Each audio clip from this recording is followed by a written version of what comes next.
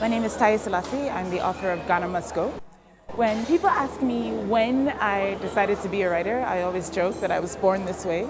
I was 4 when I told my mom that I wanted to be a novelist, and I never changed my mind. It's something that I've always loved to do. It's always been my most preferred form of play, and I feel incredibly blessed that I get to do it for a full-time job. My novel is the story of a family, and like all families, the Sai family is coming apart, putting itself together, reinventing itself, creating itself throughout the course of the novel.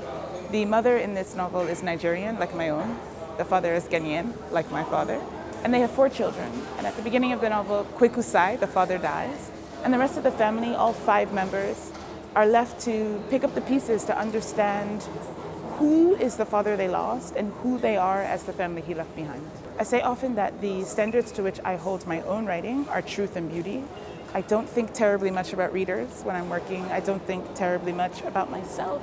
Writing, for me, fiction is almost a form of meditation in which I, Taiye, with all of my limitations and all of my quirks and idiosyncrasies, can be relieved for a moment of that self and enter entirely the world of others.